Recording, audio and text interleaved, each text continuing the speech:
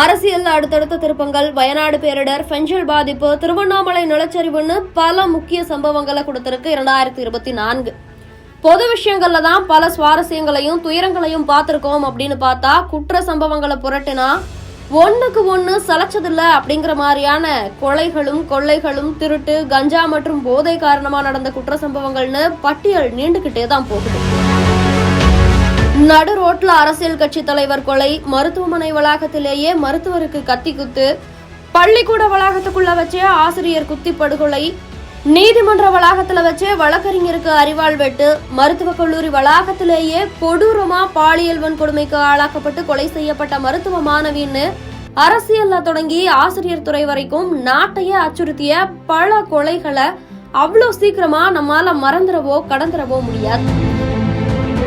2024 முடிவடைய உள்ள இந்த நிலையில இந்த ஆண்டு அப்படி நாட்டையே கிடுகிடுக்க வைத்த முக்கிய குற்றச்சம்பவங்கள் சிலதை பார்க்கலாம். ஜூலை 5, 2024 சென்னை பெரம்பூர்ல தான் புதுசா கட்டிட்டு வரக்கூடிய வீட்டோட வேலைகளை பார்வையிட்டு இருந்த அரசியல் கட்சி தலைவர், அதாவது பகுஜன் சமாஜ் கட்சியோட மாநில தலைவர் ஆம்ஸ்ட்ராங் கடந்த ஜூலை 5ஆம் தேதி வெட்டி படுகொலை செய்யப்பட்டாரு. ரொம்ப கொடூரமான அந்த தாக்குதல்ல சம்பவ இடத்திலேயே அவர் பரிதாபமா உயிரிழந்தார். இது குறித்து செம்பியம் காவல்துறையினர் வழக்கு பதிவு செய்து விசாரணை நடத்தினாங்க. முன்னதா பிரபல கூலிப்படை தலைவன் ஆற்காடு சுரேஷுடைய தம்பி பொன்னை பாலுவும் அவருடைய மைத்துனர் வழக்கறிஞர் அருள் அப்படிங்கிறவரும் கைது செய்யப்பட்டாங்க. அதுக்கப்புறம் அவங்க கொடுத்த தகவலின்படி கைது படலம் தொடர்ந்துட்டே வந்துச்சு. கைது செய்த பொன்னை பாலு, வழக்கறிஞர் அருள், ஹரிஹரன் உள்ளிட்ட சிலரை காவல்ல எடுத்து விசாரிச்ச போது பல திடுக்கிடும் தகவல்கள் வெளியாச்சு. அதாவது முன்னதா ஆற்காடு சுரேஷ் கொலைக்கு பழிவாங்கறதுக்காக தான் இந்த கொலை நடைபெற்றது அப்படிங்கிற தகவல்கள் பரவுச்சு. இதனைத் தொடர்ந்து தாதா நாகேந்திரன், அவருடைய மகன் வழக்கறிஞர் அஸ்வத்தாமன் அப்படின்னு பல பேரை கைது செய்தாங்க.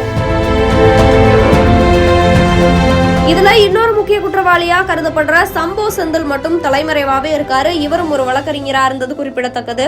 சம்போ செந்திலை பிடிக்க தனிப்படை தீவிரம் காட்டிட்டு வருது. ஆனா இந்த வழக்குல 5000 பக்கங்களை கொண்ட குற்றப்பத்திரிகையும் தாக்கல் செய்யப்பட்டிருக்கு. அதுல முதல்ல குற்றம் சாட்டப்பட்டவரா தாதா நாகேந்திரனும், 2வது குற்றம் சாட்டப்பட்டவரா சம்போ செந்திலும், 3வது குற்றம் சாட்டப்பட்டவரா நாகேந்திரனுடைய மகன் அஸ்வத்தாமனும் இருக்காங்க.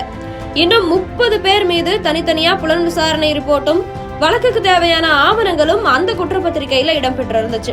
கொலை செய்யப்பட்ட ஆம்ஸ்ட்ராங்குக்கும் வட சென்னையில கோலோச்சிக்கிட்டு இருந்த பிரபல தாதா நாகேந்திரனுக்கும் அவருடைய மகன் அஸ்வத்தாமனுக்கும் இடையே இருந்து வந்த முன்விரோதம் காரணமா தான் திட்டமிட்டு அவர்கள் ஒன்றிணைந்து இந்த கொலையை அரங்கேற்றினது தெரிய வந்துச்சு. ஆற்காடு சுரேஷ் கொலைக்காகத்தான் ஆம்ஸ்ட்ராங்க கொலை செய்தாங்க அப்படின்னு பொன்னை பாலு சொன்னாலும், அவருக்கு நாகேந்திரன், சம்போ செந்தில்னு 2 மிகப்பெரிய ரவுடி டீம் உதவி இருப்பதும் காவல்துறை விசாரணையில தெரிய வந்துச்சு. இது குறித்து இன்னும் விசாரணை போய்கிட்டே தான் இருக்கு. ஆகஸ்ட் 9, 2024 மேற்கு வங்க மாநிலத்தையே மிகவும் அச்சத்துக்கு உள்ளாக்கின ஒரு குற்றம் அப்படின்னு இது சொல்லலாம். மேற்கு வங்க மாநிலம் மட்டுமில்ல, ஒட்டுமொத்த இந்தியாவையும் கதிகலங்க வைத்த ஒரு குற்றம். மருத்துவமனை வளாகத்துக்கு உள்ளேயே மருத்துவ மாணவி பாலியல் வன்கொடுமைக்கு உள்ளாக்கப்பட்டு கொடூரமான முறையில கொலை செய்யப்பட்ட சம்பவம் தான் அது. மேற்கு வங்க மாநிலம் கொல்கத்தாவில் இருக்கக்கூடிய ஆர்ஜிகர் மருத்துவக் கல்லூரி மருத்துவமனையில 2ஆம் ஆண்டு முதுநிலை மருத்துவம் பயின்றுட்டு வந்த பெண் தான் இந்த கொடுமைக்கு ஆளானவங்க. அவரை கொடூரமா கொலை செய்தது காவல்துறை வாலண்டியரா இருந்த சஞ்சய் ராய் அப்படிங்கிறது தெரிய வந்துச்சு. மருத்துவ மாணவியோட சடலம் கிடைத்த செமினார் ஹால்ல இருந்து ஒரு உடைந்த ஹெட்போன் கிடைச்சிருக்கு. அந்த ஹெட்போன் சஞ்சய் ராயுடைய போனோட கனெக்ட் ஆயிருக்கு. அது மட்டும் இல்லாம அதிகாலை 4 மணிக்கு மருத்துவமனை அவசர சிகிச்சை பிரிவு கட்டடத்துக்குள்ள போன சஞ்சய் ராய் 40 நிமிஷம் கழிச்சு திரும்பி வந்திருக்கார். உள்ள போகும்போது அவர் காதுல ஹெட்போன் இருந்திருக்கு, ஆனா வெளியில வரும்போது அது இல்ல. இது எல்லாமே அங்கிருந்த சிசிடிவில பதிவாகி இருந்திருக்கு. இந்த ஆதாரங்களின் அடிப்படையில் அவரை கைது செய்தாங்க. அது மட்டும் இல்ல, மாணவி பாலியல் வன்கொடுமைக்கு ஆளாக்கப்பட்டு கொடூரமான முறையில இறந்து கிடக்குறாங்க அப்படிங்கறத பார்த்ததும் அந்த கல்லூரியினுடைய முதல்வர் சந்தீப் கோஷ் உடனடியா மாணவியோட உடலை பிணவரைக்கு எடுத்து செல்ல சொன்னதாகவும், பெற்றோர்கிட்ட மாணவி தற்கொலை செய்துகிட்டாங்க அப்படின்னு உண்மையை மறைக்க முயன்றதாகவும் கூறி, சாட்சியங்களை அழிக்க முயன்றதாகவும் கூறி அவர் மேல வழக்கு பதிவு செய்யப்பட்டது. அவருக்கு உதவியா இருந்ததா கூறி இந்த வழக்கை முதல்ல விசாரிச்ச காவல்துறை அதிகாரி மண்டல் அப்படிங்கிறவர் மீதும் வழக்கு பதிவு செய்யப்பட்டது. சந்தீப் கோஷ் நிதி முறைகேட்டில் ஈடுபட்டதும், ஆதரவற்ற சடலங்களை விற்பனை செய்ததும், மருந்து மற்றும் மருத்துவ உபகரணங்கள் தொடர்பான டெண்டர் விவகாரத்துல முறைகேடு செய்ததும் அப்படிங்கிற மாதிரி பல குற்றச்சாட்டுகள் அவர் மேல வச்சு சிபிஐ அதிகாரிகளால் அவர் கைது செய்யப்பட்டார். ஆனா சந்தீப் கோஷும் மண்டலும் கடந்த டிசம்பர் 16ஆம் தேதி ஜாமீன்ல விடுதலை செய்யப்பட்டாங்க. இவ்வழக்குடைய முக்கிய குற்றவாளியான சஞ்சய் ராய் இன்னும் சிறையில இருக்காரு. தொடர்ந்து இதோட வழக்கு விசாரணை நடைபெற்றுகிட்டு இருக்கு. நவம்பர் 13, 2024 தன்னுடைய தாய்க்கு சரியான சிகிச்சை கொடுக்கல அப்படின்னு சொல்லி விக்னேஷ் அப்படிங்கிறவரு கடந்த நவம்பர் மாதம் 13ஆம் தேதி சென்னை கிண்டி கலைஞர் நூற்றாண்டில் மருத்துவமனை வளாகத்துக்குள்ள சென்று மருத்துவருடைய கேபின்லயே வைத்து அவரை கழுத்து, காதுடைய பின்புறம், நெற்றி, முதுகுன்னு பல்வேறு இடங்கள்ல கத்தியால குத்திருக்காரு.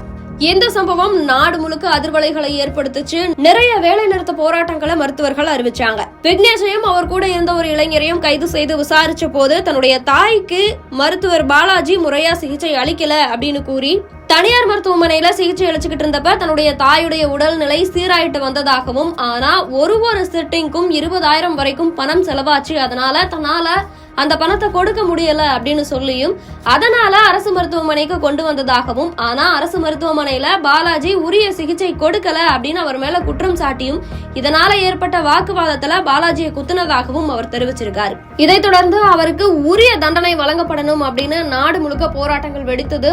ஆனா அவர் ஜாமீன் கோரி சென்னை முதன்மை அமர்வு நீதிமன்றத்துல மனு தாக்கல் செய்திருந்தாரு. அது மறுக்கப்படவே சென்னை உயர்நீதிமன்றத்துல மேல்முறையீடு செஞ்சிருந்தாரு. இந்த மனு விசாரணைக்கு வந்தப்போ விக்னேஷ் தரப்புல இருந்து மருத்துவர் சரியான சிகிச்சை அளிக்கப்படாததுதான் அவருடைய கோபத்திற்கு காரணம், அதனாலதான் இந்த கத்திக்குத்து நடந்தது அப்படின்னு சொல்லப்பட்டது. எதிர்த்தரப்புல இருக்கக்கூடிய மருத்துவர் பாலாஜி மீது வழக்கு பதிவு செய்தீங்களா, இந்த குற்றத்திற்காக நோயாளிக்கு சரியான சிகிச்சை கொடுக்காததுக்காக அவர் மேல வழக்கு பதிவு செய்யப்பட்டதா அப்படின்னு காவல்துறை கிட்ட கேட்டிருக்காங்க. ஆனா அதுக்கு அவங்க கிட்ட எந்த பதிலுமே இல்ல அப்படிங்கறதுனால விக்னேஷ்க்கு இப்ப ஜாமீனும் கிடைச்சிருக்கு. நவம்பர் 20, 2024 தஞ்சாவூர்ல இருக்கக்கூடிய மல்லிப்பட்டினம் அரசு மேல்நிலை பள்ளியில ரமணி அப்படிங்கிற தற்காலிக ஆசிரியர் பணியாற்றிட்டு வந்திருக்காங்க. கடந்த நவம்பர் 20ஆம் தேதி காலை 10 மணி அளவுல பாடவேளை இல்ல அப்படின்னு ஓய்வு அறையில இருந்திருக்காங்க. அப்போ அங்க வந்த சின்னமனையை சேர்ந்த மதன் அப்படிங்கிற ஒருவர் அவர் கூட வாக்குவாதம் செய்திருக்காரு. ஒரு நிலையில வாக்குவாதம் முற்றி ரமணிய கழுத்து, வயிற்றுல சரம் மாறியா தான் மறைச்சு வச்சிருந்த கத்தியை எடுத்து குத்திருக்காரு. இதுல ரமணி அலறி துடிச்சு கீழே விழுந்திருக்காங்க. ஆனா அவங்கள மருத்துவமனைக்கு எடுத்துட்டு போறதுக்கு உள்ளேயே அவங்க உயிரிழந்துட்டாங்க. எதனால ஒரு ஆசிரியரை கொலை செய்தாங்க அப்படின்னு விசாரிக்கும் போது ரமணியும் மதன் அப்படிங்கிற இளைஞரும் கடந்த 1.5 ஆண்டுகளா காதலிச்சிட்டு வந்ததாகவும், ரமணியுடைய பெற்றோர்கிட்ட பெண் கேட்ட போது கொடுக்க முடியாதுன்னு சொன்னதாகவும், இதனால ரமணி மதன் கிட்ட பேசுறத நிறுத்திட்டதாகவும், இதன் காரணமா ஆத்திரத்துல ரமணியை அவர் கொலை செஞ்சதாகவும் தகவல்கள் வெளியாயிருக்கு. அவர் இப்ப சிறையில் அடைக்கப்பட்டிருக்கார்.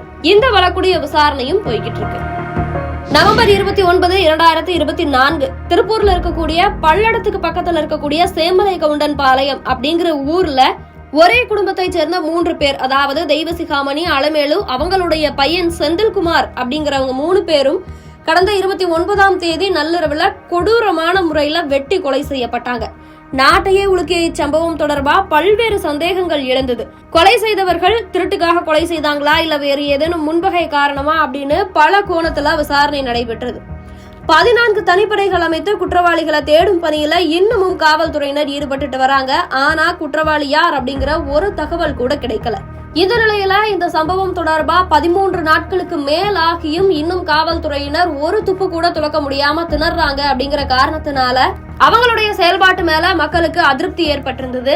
இதை தொடர்ந்து தெய்வசிகாமணி வீட்டுக்கு வேலைக்கு வந்துட்டு இருந்த பால்ராஜ் அப்படிங்கிற ஒரு தொழிலாளிய குற்றத்தை ஒப்புக்க சொல்லி காவல்துறையினர் கட்டாயப்படுத்தி அடிச்சு சித்திரவதை செய்ததா தகவல் வெளியாச்சு. அது மட்டுமில்ல, பால்ராஜ சம்பவம் நடந்த இடத்துக்கு அழைச்சிட்டு போய் தடயங்களை உருவாக்க முயற்சி செஞ்சதாகவும் பால்ராஜுடைய சித்தி கலெக்டரேட்ல புகார் கொடுத்திருக்காங்க. பால்ராஜும் தன்னை அடிச்சு சித்திரவதை செய்யறதா புகார் கொடுத்திருக்காரு. இந்த வழக்குடைய விசாரணையும் இன்னும் போய்கிட்டு இருக்கு. ஆனா குற்றவாளிகள் யார், என்ன காரணத்துக்காக அவங்க 3 பேரும் கொலை செய்யப்பட்டாங்க அப்படிங்கிற எந்த தகவலும் வெளியாகல.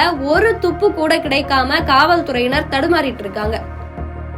டிசம்பர் 9, 2024 ஆண்களுக்கு நீதி வேண்டும் அப்படிங்கிற ஒரு விஷயம் மிகவும் பரபரப்பா பேச தொடங்கினதுக்கு ஒரு முக்கியமான காரணம் அதுல் சுபாஷ் அப்படிங்கிற ஒருத்தர். 34 வயதான இவர் தன்னுடைய அபார்ட்மெண்ட்ல பெங்களூர்ல தூக்கிட்டு தற்கொலை செய்துகிட்டார். தற்கொலை செய்துக்கிறதுக்கு முன்னாடி ஜஸ்டிஸ் இஸ் டியூ அப்படின்னு சொல்லிட்டு தன்னுடைய ரூம்ல எழுதி வச்சுட்டு 40 பக்கத்துக்கு ஒரு கடிதத்தை எழுதி இருக்காரு. அது மட்டும் இல்லாம 90 நிமிஷத்துக்கு ஒரு வீடியோவையும் வெளியிட்டு டொனால்ட் ட்ரம்பையும் எலான் மஸ்கையும் டேக் பண்ணி இந்தியால ஆண்களுக்கு எதிரான ஜெனோசைட் நடக்குது, இதை நீங்க தடுக்கணும் அப்படின்னு சொல்லி அதை பதிவிட்டுட்டு இறந்து போயிடுறாரு. அவர் எழுதியிருந்த அந்த 40 பக்க கடிதத்துல 24 பக்கம் சூசைட் நோட்டா இருக்கு. அதுல அவர் என்ன குற்றம் சாட்டியிருந்தார் அப்படின்னா, தன்னுடைய சாவுக்கு தன்னுடைய மனைவியும் அவங்களோட குடும்பத்தாரும் தன்னுடைய டிவோர்ஸ் கேஸ விசாரிச்ச ஜட்ஜும் தான் காரணம் அப்படின்னு எழுதி வச்சிருந்தார். எதனால அப்படின்னா, அளவுக்கு அதிகமா தங்கிட்ட இருந்து பொருளாதார ரீதியா தன்னை சுரண்டதாகவும், தன்னுடைய மகனை பாத்துக்கிறதுக்கு மாசம் 80,000 மனைவி கேட்கறதாகவும், அவ்வளவு கொடுக்க முடியாது அப்படிங்கிற காரணத்தாலையும் டிவோர்ஸ் நடந்துகிட்டு இருக்கும் போது ஆண்கள் இந்த மாதிரி பொருளாதார ரீதியா சுரண்டப்படுறாங்க, எத்தனை பேர் இதனால தற்கொலை பண்ணிக்கிட்டாங்க தெரியுமா அப்படின்னு கோர்ட்ல கேட்டதுக்கு, நீ ஏன் இன்னும் உயிரோட இருக்க அப்படின்னு தன்னுடைய மனைவி கேட்டதாகவும், அதை தொடர்ந்து வேறொரு நாள் தன்னுடைய மனைவியுடைய அம்மாவும் அதையே கேட்டதாகவும், தன்னுடைய மனைவி தான் மேல அழைச்சிருந்த எல்லா கேஸ்லயும் தான் மேல எந்த தப்பும் இல்ல அப்படிங்கறத எப்படி நிரூபிக்கிறது, எனக்கு வழி தெரியல அப்படின்னு சொல்லும் போது, டிவோர்ஸ் கேஸ விசாரிச்ச நீதிபதி 5 லட்சம் கொடுங்க, உங்களுக்கு சாதகமா தீர்ப்பு சொல்றேன் அப்படின்னு கேட்டதாகவும், தன்னால இதுக்கு மேல பொருளாதார ரீதியான சுரண்டலுக்கு உட்பட முடியாது அப்படிங்கிற காரணத்துக்காக தன்னுடைய உயிரை மாற்றுகிறதாகவும் அந்த கடிதத்துல குறிப்பிட்டு எழுதியிருக்கார். இது நாடு முழுக்க பெரும் பரபரப்பை ஏற்படுத்துச்சு. ஆண்களுக்கு நீதி வேண்டும் அப்படிங்கிற ஹேஷ்டேக் பிரபலமா பரவிக்கிட்டு இருந்துச்சு. இந்த வழக்குல அதுல் சுபாஷுடைய மனைவி நிகிதா சிங்கானியா, அவங்களுடைய அம்மாவும் தம்பியும் கைது செய்யப்பட்டிருக்காங்க. ஆனா அவங்களுடைய மாமா மட்டும் முன்ஜாமீன் வாங்கி அவர் மட்டும் கைது செய்யப்படல. இந்த வழக்கும் நாட்டுல மிகவும் பரபரப்பா பேசப்பட்ட ஒரு வழக்கு. இப்ப நான் சொன்ன வழக்கெல்லாம் இந்தியா முழுக்க கவனத்தை திசை திருப்பின வழக்கு தான். இன்னும் நிறைய குற்ற சம்பவங்கள் இந்த மாதிரி தினந்தோறும் நடந்துட்டே தான் இருக்கு. உங்களுக்கு ஏதாவது இந்த மாதிரியான குற்ற சம்பவங்கள் நினைவிருக்கு, இதுவும் பரபரப்பா பேசப்பட்டுச்சு அப்படின்னு நீங்க நினைச்சீங்க அப்படின்னா அது எந்த சம்பவம் அப்படிங்கறத கமெண்ட்ல சொல்லுங்க.